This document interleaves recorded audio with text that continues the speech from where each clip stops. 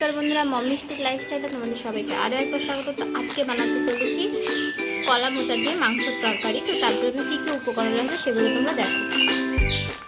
মাংস দিয়ে আজকে মোচার তরকারি বানাবো। তো তার জন্য এখানে মোচা ভালো করে কেটে ধুয়ে নিয়েছি, আলু আর নিয়ে নিয়েছি এদিকে ছোটো ছোটো টুকরো করে মাংস। এখানে আদা রসুন বাটা নিয়ে নিয়েছি, পেঁয়াজ বাটা নিয়ে, আর এদিকে নিয়ে নিয়েছি জিরে বেটে। তো এখানে তেল গরম বসিয়ে দিয়েছি, একটু গোটা গরম মশলা, শুকনো লঙ্কা আর জিরে নিয়ে নিয়েছি ফোড়নের জন্য। কেটে রাখা আলুগুলো দিয়ে দেবো। এর মধ্যে একটু কুচনো পেঁয়াজ দিয়ে দেবো।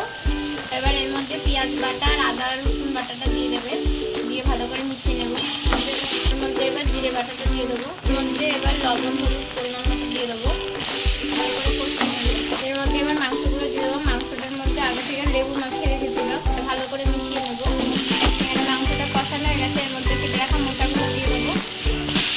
এটা এবার ঢাকনি দিয়ে ঢেকে দেবো সিদ্ধ হওয়ার জন্য।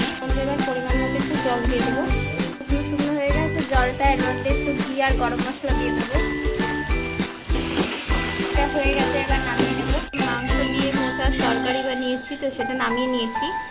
তো তোমরাও বাড়িতে এই রেসিপিটা এইভাবে ট্রাই করে দেখতে পারো। দেখে আমাকে কমেন্ট করে বানিয়ে খেয়ে কমেন্ট করে